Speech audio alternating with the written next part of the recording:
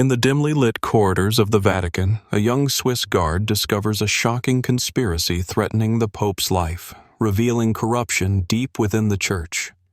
As whispers of treachery echo through the hallowed halls, Jonathan must decide: expose the betrayer or protect centuries of tradition.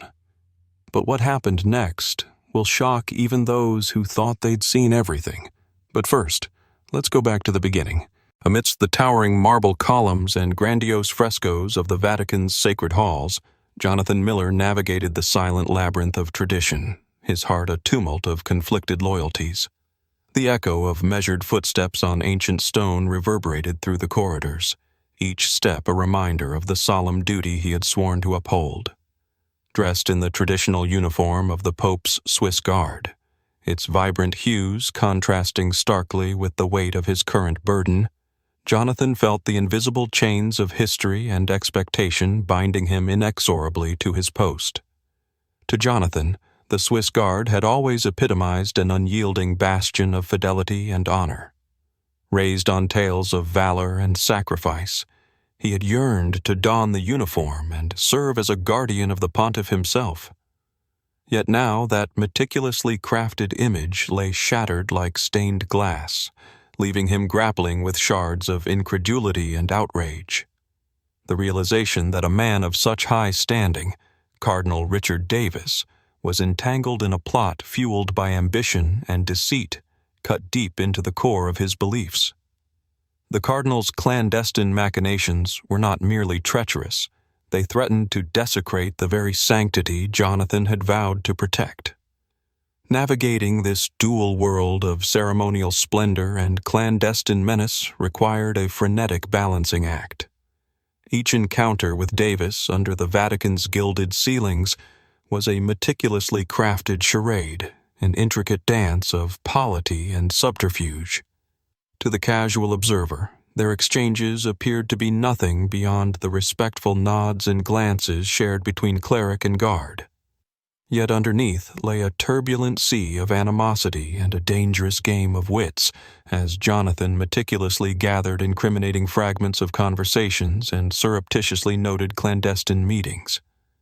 Each piece of evidence was a step further into a treacherous web of deceit, drawing him deeper into the shadows as he desperately sought the light. Every morning, as the sun cast its golden light through the Vatican's stained glass windows, Jonathan felt the immense gravity of truth weighing heavily upon him. The tension coiled within the very air he breathed, and the Vatican, a symbol of divine order, was now a stage for moral collapse. Jonathan's resolve was tested daily by the paradox of faith versus treachery, of duty against defiance, but within him simmered a quiet determination, a resolve as resilient as the ancient stones of St. Peter's Basilica that bore silent witness to his purpose. The hatred toward Davis was tempered only by Jonathan's burgeoning sense of justice, a justice he was resolute to see realized, no matter the cost. In these moments of silent reflection, Jonathan understood that his journey was more than a personal crusade against the cardinal. It was a test of the essence of his spirit, an opportunity to redefine what it truly meant to protect the Church he loved, not solely by standing at its gates, but by safeguarding the integrity that resided within. As he steeled himself against the unfolding trials, Jonathan knew the time to act was imminent. Driven by the haunting echoes of duty whispered through the Vatican's hallowed halls, the shadows deepened within the hallowed halls of Vatican City, where whispered prayers and silent secrets wove the fabric of its ancient sanctity. Jonathan Miller, young yet resolute, found himself navigating these labyrinthine corridors of power, driven by a righteous indignation that burned quietly beneath his placid exterior. Entrusted with the sacred duty of the papal guard, Jonathan had pledged his life to the safety of the Holy Father, vowing to protect him against threats both seen and unseen. It was a pledge he held dear, one built on an unshakable belief in the moral pillars that upheld the Church, a belief now being shaken to its core. Veiled under an armor of feigned admiration, Jonathan approached Cardinal Richard Davis with a careful blend of humility and alertness. Publicly a bastion of the sacred, Davis wielded charismatic authority with great skill, evoking reverence among his subordinates and peers. Yet, behind closed doors, his actions told a story of illicit ambitions, a tale of power lust veiled in robes of piety. Such duplicity demanded a certain finesse in handling, an artistry of discretion that Jonathan was forced to quickly master. With each encounter, Jonathan crafted a veneer of respect for the cardinal, while internally wrestling with a growing revulsion for the man who sat at the heart of this conspiracy. These interactions, initially guarded and professional, became the canvas on which Jonathan painted a picture of trustworthiness, allowing him deeper access into the cardinal's circle. Within this carefully constructed facade, Jonathan began to piece together the fragments of Davis's covert dealings. Documents were discreetly copied. Whispers from trusted informants were carefully noted. Every clandestine meeting attended and every sordid detail gathered felt like a step into quicksand, threatening to swallow the integrity of everything he held sacred. The Vatican was not immune to the mortal frailties of the flesh, and he was now entangled in its web. But the discernment of truth from the shroud of sanctified lies took its toll. Jonathan's faith, once pure and untainted, now walked a path shadowed with cynicism. Frustration mounted within him as he weighed the sanctity of his duty against the carnal reality of ecclesiastical politics. Could he reconcile the two? Every revelation felt like a bell tolling for his own spiritual innocence, each resonant chime echoing the danger threatening the very heart of the Holy See. Jonathan's heart bore the heavy burden of secrets that could fracture the foundation of the church he dearly loved. Yet the knowledge that the path to justice was riddled with personal sacrifice kept him steady. Fear of failure whispered insidiously in the quiet moments, but the courage of his convictions roared louder through the turmoil. He vowed to remain relentless, driven by the necessity to navigate through these moral mazes and emerge with truth as his shield and integrity as his companion. The atmosphere in Jonathan Miller's quarters was heavy with anticipation, an unspoken tension hanging thick in the air as he meticulously arranged his gathered evidence. The collection of incriminating documents and intercepted messages lay sprawled across the table, each piece a definitive puzzle that spelled Richard Davis's sinister ambitions. Jonathan's position within the Swiss Guard had afforded him certain privileges, access to places and conversations that others might overlook. And now, it had brought him to this critical juncture where silence could no longer be maintained. As dawn broke over the Vatican City, painting the Renaissance architecture with a somber golden hue, Jonathan knew that the time for subterfuge was over. The cardinal, unaware of the storm about to descend upon him, remained ensconced in his self-assured cocoon of power and influence. But Jonathan was no longer the wide-eyed guard in awe of the grandeur around him. He had become the unwavering sentinel of truth, determined to hold integrity above all else. Every step Jonathan took toward the appointed meeting felt like a pilgrimage of justice. The corridors of the Vatican, usually bustling with serene reverence, seemed to echo with the weight of his mission. He was not merely confronting a man or a betrayal. He was standing against a shadow that threatened the sanctity of his faith and the moral foundation of the church itself. In the secluded chamber, the air was laden with unspoken confrontations as Jonathan entered, his resolve as steely as the armor he occasionally donned. Cardinal Davis greeted him with a veneer of politeness, a thin mask that barely concealed the arrogance lurking beneath.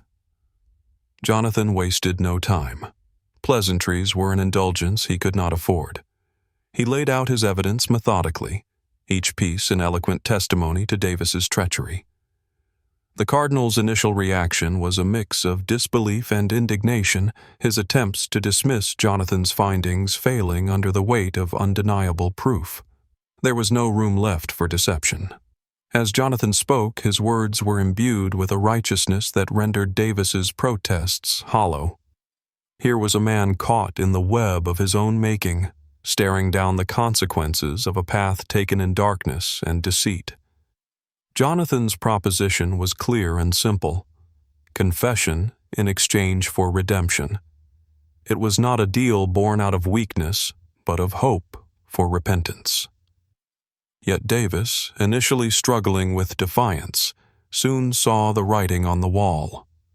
The fortress he had built on manipulation was crumbling, unable to stand against Jonathan's unwavering resolve and the looming threat of exposure.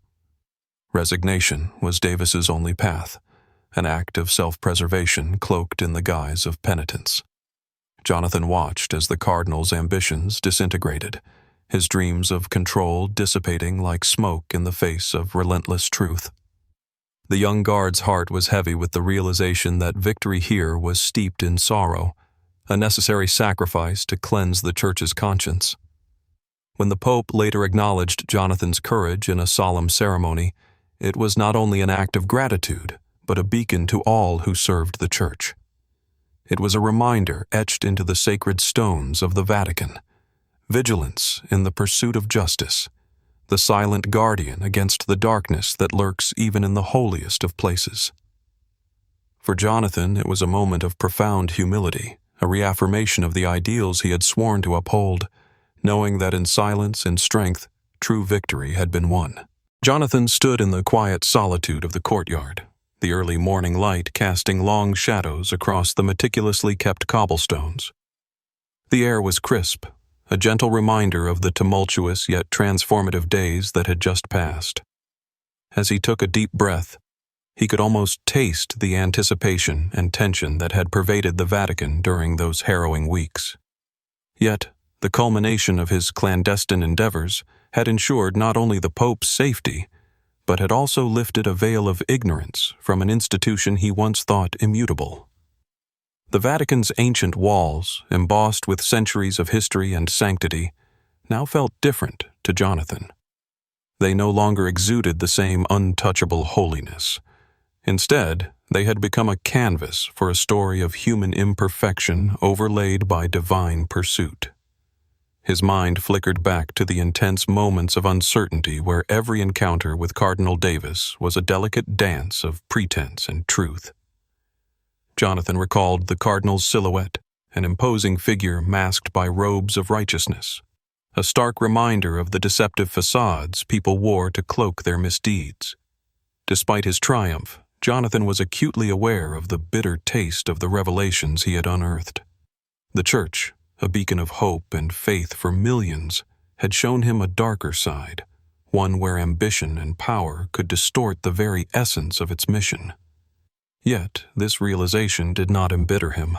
Instead, it fueled a resolve within him to advocate for truth in all its forms, to safeguard the sanctity he had vowed to uphold. Jonathan knew that integrity was more than just a vow. It was a continuous act of will against the subtle encroachments of corruption. His actions had sparked a ripple of change throughout the Vatican, challenging its denizens to look inward and examine the very foundations of their faith and duty. There was a newfound commitment to transparency and ethical governance, spurred by Jonathan's unyielding courage. Glares of admiration met him in corridors and courtyards as his fellow guards and clerics recognized not just his bravery, but also the profound significance of his actions.